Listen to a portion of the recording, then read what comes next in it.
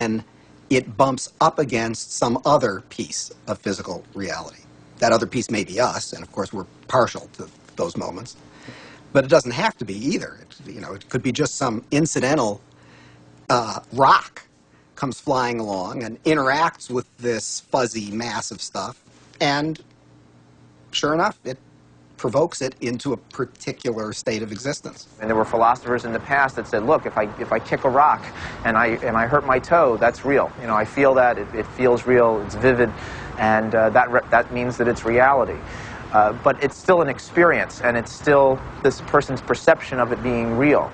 Scientific experiments have shown that if we take a person and hook their brains up to certain PET scans or computer technology and ask them to look at a certain object, and they watch certain areas of the brain light up, and then they've asked them to close their eyes and now imagine that same object.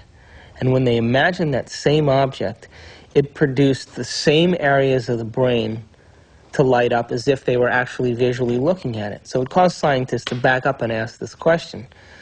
So who sees then? Does the brain see? Or do the eyes see? And what is reality? Is reality what we're seeing with our brain? Or is reality what we're seeing with our eyes?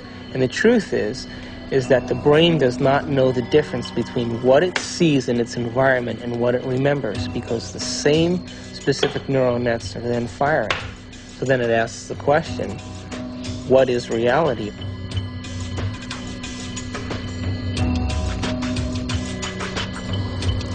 We're bombarded by huge amounts of information, and it's coming into our body, and we're processing it, coming in through our sense organs, and it's percolating up, and at each step we're eliminating information, and finally what is bubbling up to consciousness is the one that's the most self-serving. The brain processes 400 billion bits of information a second, but we're only aware of 2,000 of those. But our awareness of those 2,000 bits of information are just about the environment, our body, and about time.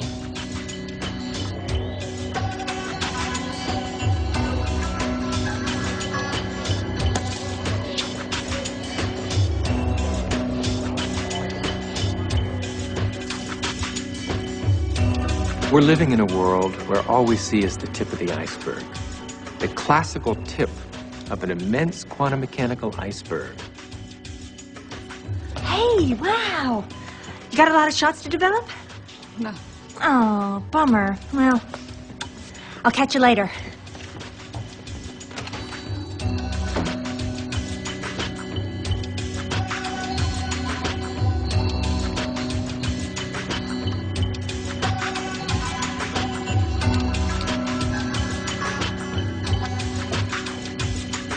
If the brain is processing 400 billion bits of information, and then our awareness is only on 2,000, that means reality is happening in the brain all the time. It's receiving that information, and yet we haven't integrated it.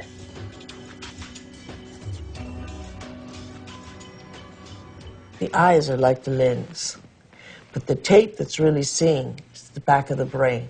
It's called the visual cortex. It's right back here. It's like this camera, and it's tape. Did you know that the brain imprints what it has the ability to see? Now, this is important. For example, this camera is seeing a lot more around me than what is here, because it has no objection and no judgment.